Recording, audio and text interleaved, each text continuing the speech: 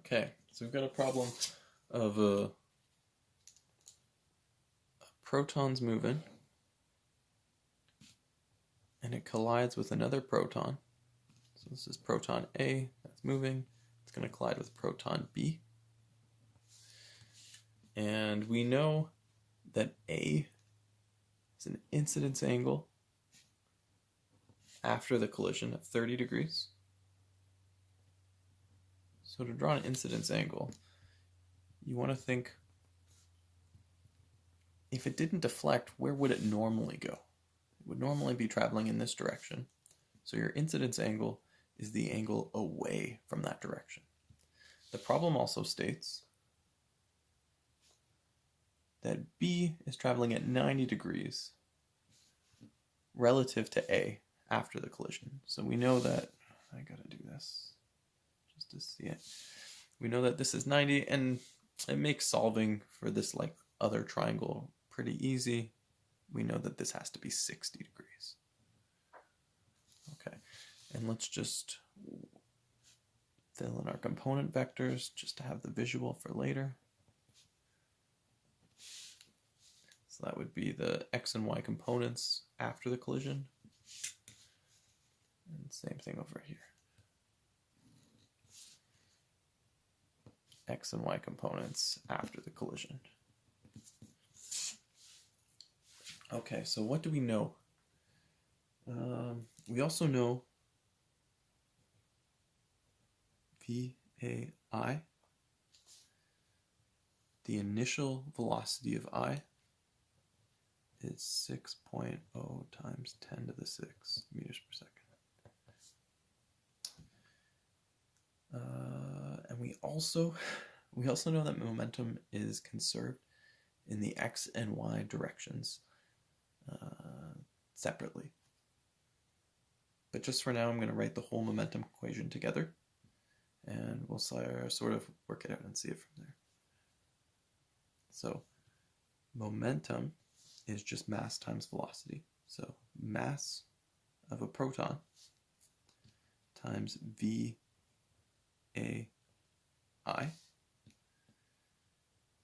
equals, and this is, we're going to just work with the resultants now, and then we'll break it up into the components. Equals the mass of a proton times VAF. This vector here is VAF plus mass of a proton VBF. So this is the final velocity of B. Now what do we notice? They all share the same mass because this problem is really nice. It's just two protons colliding, so same mass. Now let's unpack this into its components.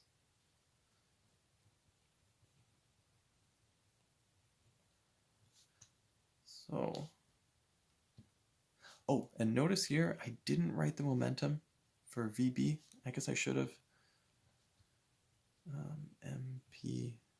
MPVBI, but it all gets canceled because VB is stationary. There's no motion to it, so there's no momentum. So rewriting this with the components, VAIX plus VAIY equals VAFX plus VAFY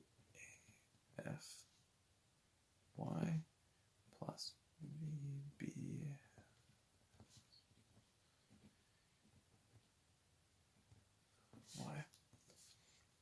Okay. Notice another thing.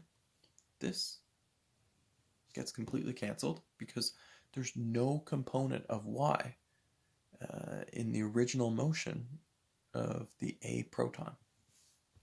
Okay, so that's really nice. But that's it for nice.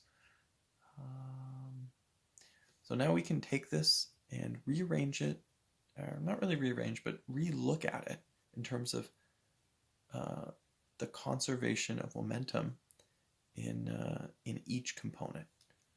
So we know VAIX has to equal the after velocity of A in the x direction plus the after velocity of B in the x direction. So with components, momentum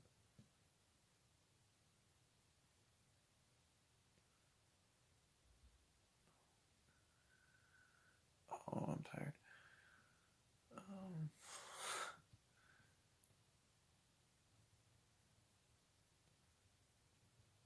So momentum still conserved. Okay, that's one equation, and then we have another equation.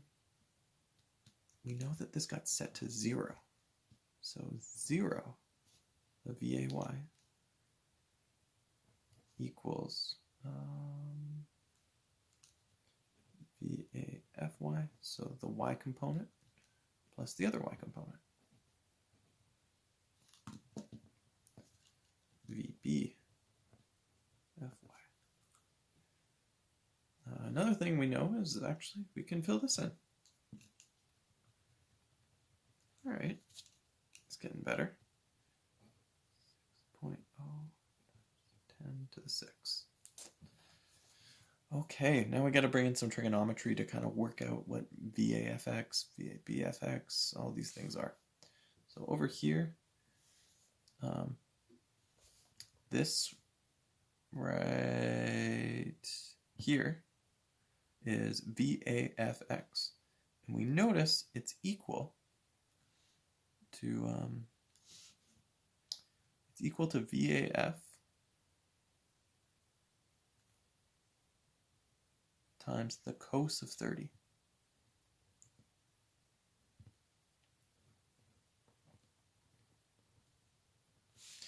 Now here it would be VAF times the sine of 30.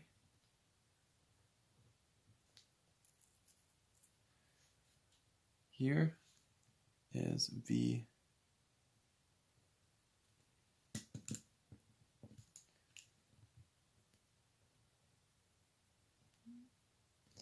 VBF times the sine of 60.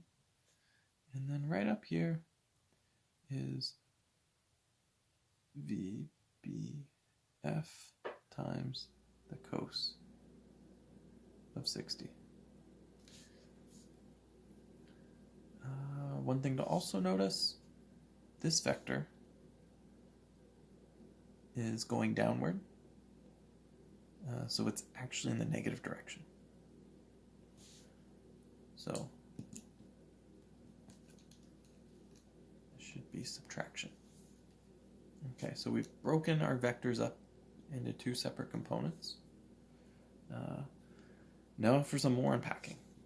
Let's rewrite these equations with the sines and coses, and we'll see something really special. So we know 6 times 10 to the 6 equals, well, VAFX was just VAF cos 30. VAF cos 30 plus VBFX VBF cos 60.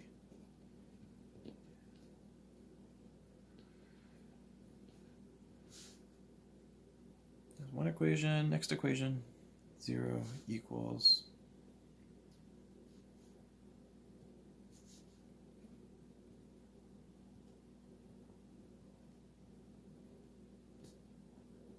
and then minus, this is negative,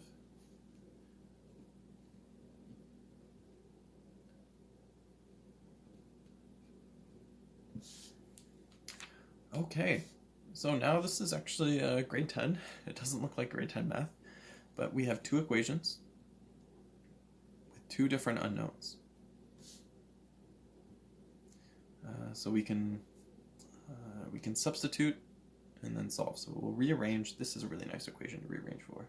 We'll rearrange for this one. one of the variables and then substitute it into the other equation. So rearranging with this equation, we'll call this equation 1, we'll call this equation 2. So for equation 2, let's just move this negative VBF sine 60 all the way over to the other side.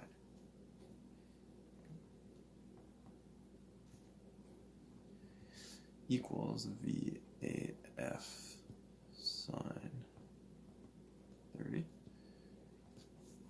And we can divide both sides by sine 30.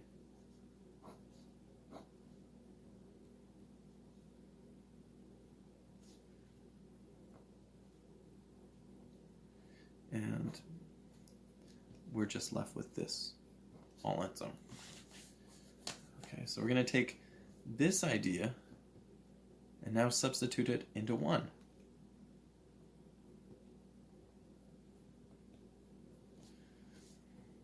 Okay, so we know 6 times 10 to the 6 equals, instead of writing VAF, now we're going to write this mess.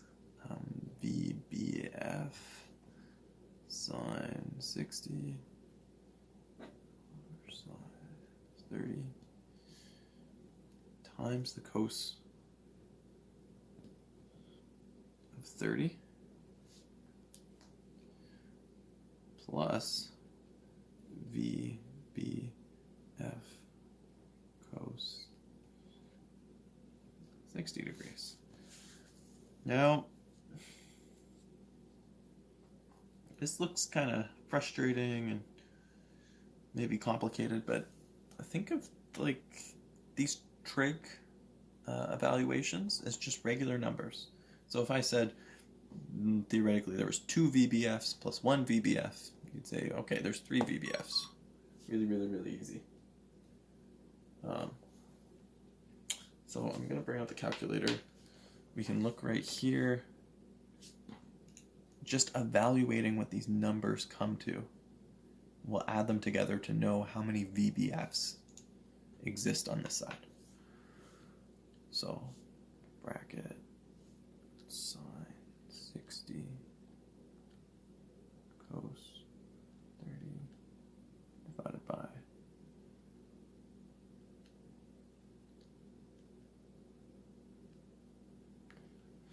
Alright, so we got this put in, and now we have to bring in the cos 30, or cos 60. And it all comes out to 2. So 6 times 10 to the 6 meters per second equals 2 VBF. So your final velocity of your B particle will be 6 times 10 to the 6 divided by 2, which is just 3 times 10 to the 6 meters per second. Now that we know that this is 3 times 10 to the 6, we can take this value and substitute it back into our other equation. Our other equation, yeah, this one. This one right here. Which happens to be also right here. So we can take this, substitute in here, and we get 3 times 10 to the 6 sine 60 all over sine 30 equals VAF, and let's check it out. 3 10 to the 6 sine 60. Oh, I forgot brackets.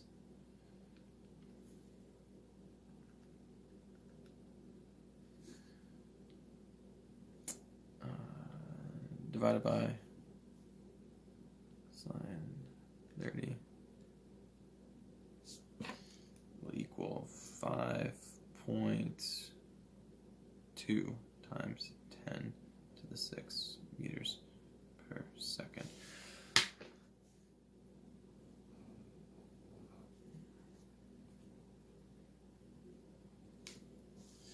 So that's how you get your final velocities of each particle that's traveled through. So these problems, you have to set up two equations, two unknowns, and the equations are derived from your x components, what's happening in the x direction with both of the particles, and your y components, what's happening in the y direction with both your particles. Okay.